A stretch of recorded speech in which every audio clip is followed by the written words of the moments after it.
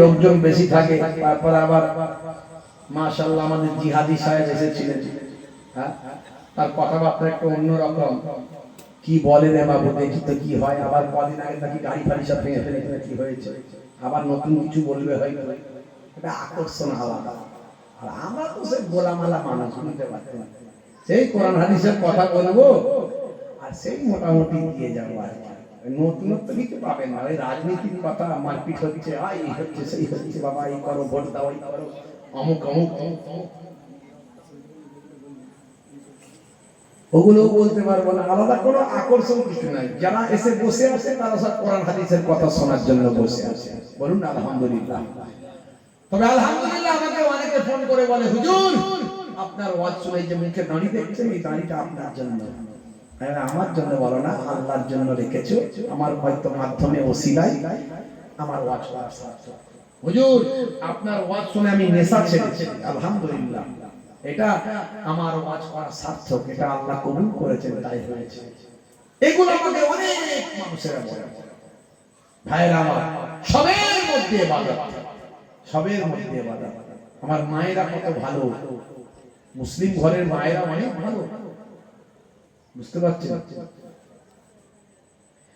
মা হলো আমার হৃদয়ের আলো, জননীর মুখ দেখে মন করে ভালো। মায়ের চলেতে কত মুখ মুছেছি, যখনই মুখে হাতে নোংরা দেখেছি। ভাঙাচোরা কবি তো, এগুলো সব আমারই লেখা, বুঝতে পারছেন। যাই হোক, একটু মাঝে মাঝে মনে পড়লে একটু কলম চালাই। মা আমার কান্নায় বিচলিত হয়ে যায়, জননীর দুঃখেতে বুকটা ফেটে যায়। মায়ের কদমেতে জান্নাত জানো কি, সেই কদমে তুমি চুম্বন করো কি। আর কত সম্মান তুমি তা জানো কি, জানলে জীবনে তুমি তা মানো কি। জোরে হবে না? দরুদ শরীফ আল্লাহুম্মা।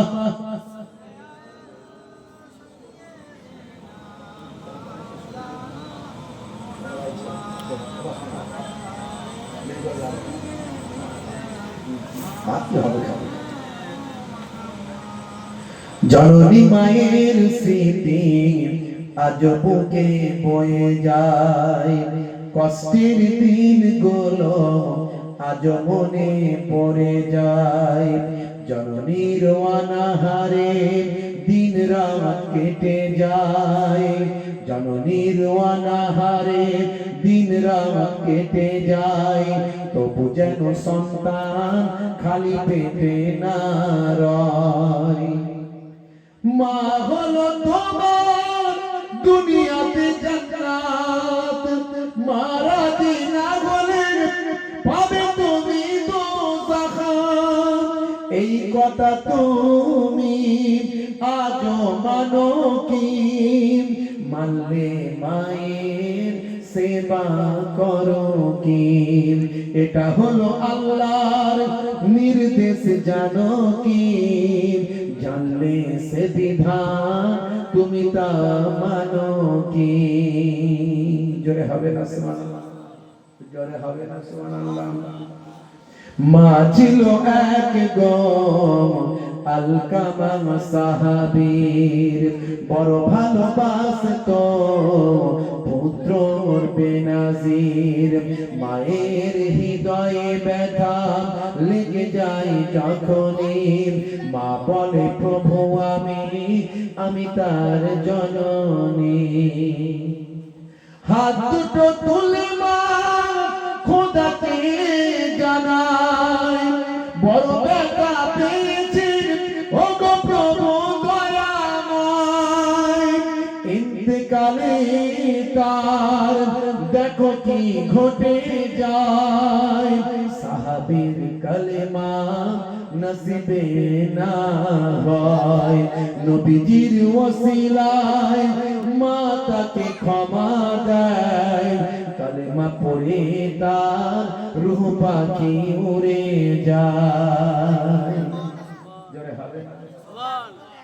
হবে না?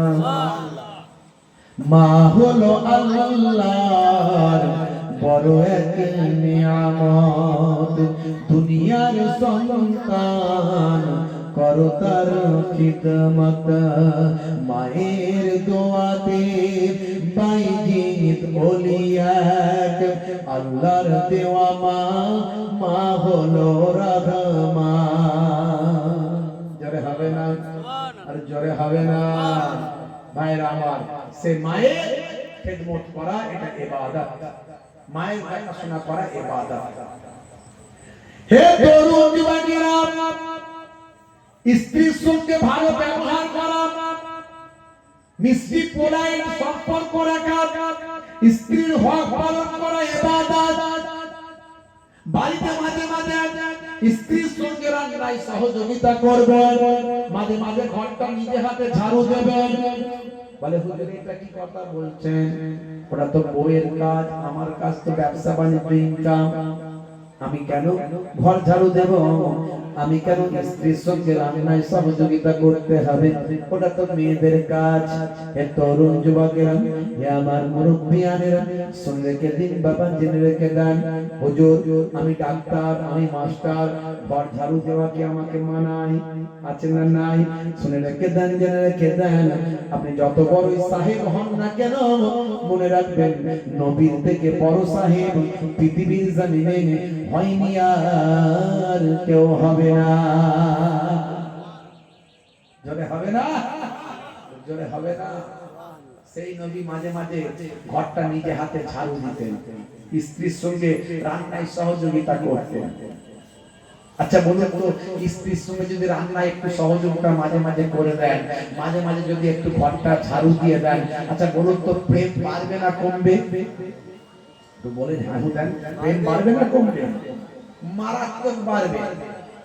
সে ফেভিকল আটার মতো প্রেম হয়ে যাবে, বুড়ো বুড়ি হয়ে যাবে, তবু প্রেম তাদের কমবে না। কথা ঠিক না ভুল বলে? নবী এই প্রেমটা শিখিয়েছিলেন। আর এখনকার যুবকেরা শাহরুখ খানের কাছ থেকে প্রেম শিখেছে, সলমান খানের কাছ থেকে প্রেম শিখেছে, হাত কেটে ফাঁক করে দিচ্ছে, আই লাভ ইউ, তোমার জন্য জীবন দেব, রেল লাইনে মাথা দেব, বিষ খেয়ে মরে যাব, পটল ডাঙায় চলে যাব। বুঝতে পারছো? হাই রে হাই, সে কি অবস্থা, কি প্রেম রে ভাই! বাপ চিন্তা করছে যে বাপ রে বাপ, ছেলেটা আমার নিঘাত মরে যাবে, ওকে বিয়েটাকে দিয়ে তার কথা। লোকে বলে হারা শুনছি তো ছেলে বিয়ে দিচ্ছিস, ওই ইনকাম করে না কি জন্য বউকে খাওয়াবে? বউকে পরে খাওয়াবে, আগে বেঁচে তো থাকুক তবে তো খাওয়াবে না। বুঝতে পারছেন কি প্রেম, কি প্রেম ভাই! বিয়ে দিয়ে দিল, 1-2 বছর যেতে না যেতে দুটো একটা বাচ্চা কাচ্চার বাম্মা হলো, ভালোবাসা প্রেম কোনটা দিয়েছে চলে গেল, আর কোনো খবর নাই। রাত্রে 9টার সময় ঘরের পাশ দিয়ে গেলেই 220-440 ক্রিকেট বল ফুটবলে শুনে দুম দুম আওয়াজ হয়। কি রে ভাই? ওদের মারপিট লেগে গেছে। বুঝতে পারছেন? শাহরুখ খানের কাছ থেকে প্রেম শিখেছে, তাই প্রেম যা ছিল সব বিয়ের আগে শেষ, বিয়ের পরে আর নাই। নবী শিখিয়েছেন প্রেম, মাঝে মাঝে ঘরটা ঝাড়ু দেবে, মাঝে মাঝে স্ত্রীর সঙ্গে রান্নায় সহযোগিতা করবে, মাঝে মাঝে স্ত্রীর প্রশংসা করবে। আল্লাহর নবী শিখিয়েছেন। কোনদিন বলেছেন কই গো ফুলটুসির মা, তোমাকে দেখতে আজকে খুব সুন্দর লাগছে? বলেছেন কোনদিন? ও নিজের বউয়ের কোনদিন প্রশংসা করলেন না, তাহলে প্রেম বাড়ে কোনদিন? হ্যাঁ, হাই রে হাই, রাগ করবেন না বাপ। দুনিয়া ক্ষণস্থায়ী, পরকাল চিরস্থায়ী। নিজেরটাকে নিয়ে, নিজেরকে নিয়ে ভালো করে থাকুন। কখনো অবৈধ সম্পর্কে লিপ্ত হবেন না, হারাম কাজ। সব আমল শেষ। মাঝে মাঝে যখন শুনি দুটো বাচ্চার মা পালিয়ে গেছে, দুটো বাচ্চার বাপ পালিয়ে গেছে, বড় লজ্জা লাগে, ঘৃণা লাগে। ছি ছি ছি। এই দুনিয়া ক্ষণস্থায়ী, দুনিয়ার সামান্য সুখের জন্য নিজের ইজ্জত, নিজের সম্মান, ছেলে পুলেদের ভবিষ্যৎ সব নষ্ট করে দিল। বড় দুঃখ লাগে। আমার মায়েরা কিন্তু অনেক ভালো, আমার বাপেরাও ভালো, স্ত্রীকে কষ্ট দেবেন না। হে তরুণ যুবকেরা, হে আমার বন্ধুরা, শুনে রেখে দিন বাবা, জেনে রেখে দেন। হে মায়েরা, বোনেরা, আপনারা স্বামীদের কষ্ট দেবেন না, স্বামীদের দুঃখ দেবেন না। স্বামী যাতে না বলে আমার স্ত্রী আমার দেখাশোনা করলো না, আমাকে দেখলো না, খেদমত করলো না। হে তরুণ যুবকেরা, 1450 বছর আগে আল্লাহর নবী বলেন, পৃথিবীর মাটিতে যদি আমি কাউকে সিজদা করার অনুমতি দিতাম, তাহলে স্ত্রীদের বলতাম তোমরা তোমার স্বামীর পায়ে সিজদা করবে। তোমাদের স্বামীর পায়ে সিজদা করবে। এই কথা শুনে আমরা স্বামীরা খুব বগল বাজাই, আমাদের বিরাট পাওয়ার নেই। নবী বলেছেন যদি সিজদা করার অনুমতি দিতাম তাহলে বলতাম যে স্বামীর পায়ে সিজদা করবে। বিরাট পাওয়ার আমাদের, বুঝতে পারছেন? কিন্তু মনে রাখবেন, আপনার স্ত্রীরও পাওয়ার কিন্তু নবী কম দেয় না। কাল কিয়ামতের দিনে যত বড়ই আপনি নামাজি আল্লাহওয়ালা দিনদার পরেজগার হন না কেন, স্ত্রীর হকটা ঠিকঠাক পূরণ করেছিলেন কিনা, স্ত্রীর ঠিকঠাক দায়িত্বকর্মে পালন করেছিলেন কিনা, ভাইরা আমার স্ত্রীর সঙ্গে খারাপ আচরণ করেছিলেন কিনা, স্ত্রী যদি ক্লিন চিট দেয়, সার্টিফিকেট দেয়, তবে আপনি জান্নাতে যেতে পারবেন। স্ত্রীর সার্টিফিকেট ছাড়া স্বামীরা জান্নাতে যেতে পারবে না। দেখেছেন ভাইরা আমার? তাই স্ত্রীর সঙ্গে খারাপ ব্যবহার করবেন না, এটা ইবাদত। প্রেমালাপ করবেন, ইবাদত। আমার বলার উদ্দেশ্য হলো, হে তরুণ যুবকেরা, সকাল থেকে রাত পর্যন্ত যা কাজ করবেন, খাবেন, দাবেন, শোবেন, ঘুমাবেন, কথা বলবেন, ব্যবসা করবেন, বাণিজ্য করবেন, গল্প করবেন, যা কিছু করবেন, সব যদি নবীয়ানা তরিকায় হয়, সবটাই আপনার আমার ইবাদত বলে গণ্য হবে। আল্লাহ বলেছিলেন, বান্দা তোকে আমি পৃথিবীর জমিনে পাঠিয়েছি কেবলমাত্র আমার ইবাদত করার জন্য। দেখেছেন? তাহলে আপনার আমার সব ইবাদত। তবে মনে রাখবেন, সবচেয়ে বড় ইবাদত হলো নামাজ। সবচেয়ে বড় ইবাদত কি? যিনি বলেন নামাজ। অনেক মুসলমানের ছেলে নামাজ ছেড়ে দিয়েছে। সব সলেমান খানের ভক্ত, হাতে বালা, কানে দুল, গলায় মোটা চেন, পেছনে লম্বা চুল, এদিকে চুল ফাঁকা, সামনের দিক থেকে তুলে উপরে করেছে ঢাকা, পেছনে করেছে খোপা। কি রে ভাই? ওই শাহরুখ খানের ফিল্ম তো ভাই। নবী শিখিয়েছিল কিভাবে চুল রাখবেন, কিভাবে হাঁটবেন, কিভাবে পোশাক পরবেন, সব নবী শিখিয়েছিল। কিন্তু আমরা নিতে পারছি না। আমি অনেক বলেছি, ইন্টারনেটে আছে, কেসিয়া স্টেলের কথা বলেছি, সাদিয়া মানের কথা বলেছি, মাইকেল জ্যাকসনের কথা বলেছি, লিওনেল মেসির কথা বলেছি। ভাইরা আমার, মাইকেল জ্যাকসনের কথা বলেছি, মিস্টার ডিউ ডেভিসের কথা বলেছি, মিস্টার ব্রেইনের কথা বলেছি।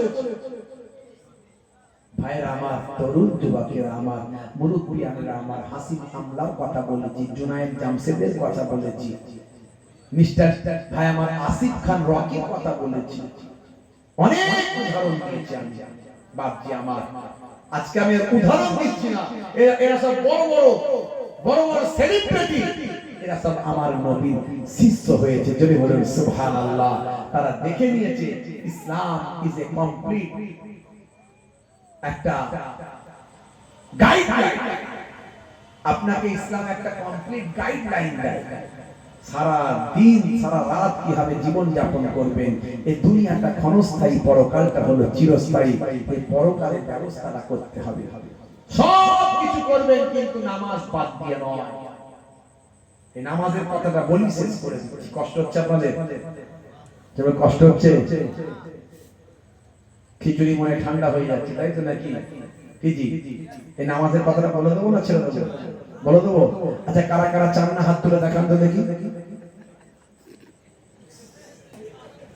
সত্যি চান না?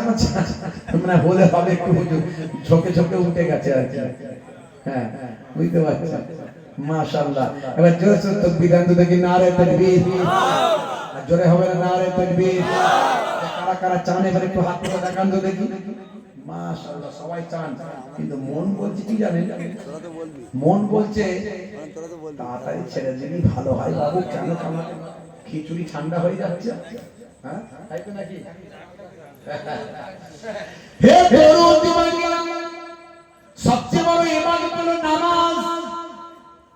হে যুবকেরা শুনে রেখে যান, নামাজ হলো এমন একটা ইবাদত যে ইবাদতের মাধ্যমে বান্দার সঙ্গে আল্লাহর ডাইরেক্ট যোগাযোগ হয়।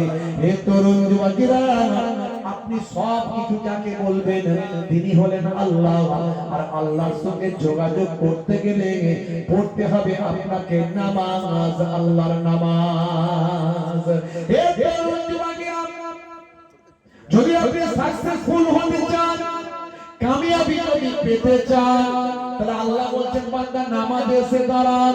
হে তরুণ যুবকেরা, বান্দা নামাজে এসে দাঁড়ান যদি কামিয়াবি পেতে চাই, সাকসেস হতে চাই। আর যদি আপনি আপনার জীবনটাকে পাল্টাতে চান, নামাজ আপনার জীবনটা পাল্টে দেবে। ইন্নাস সালাতা তানহা আনিল ফাহশাই ওয়াল মুনকার, নিশ্চয় নামাজ তোমাকে অশ্লীলতা অন্যায় থেকে দূরে সরিয়ে দেবে।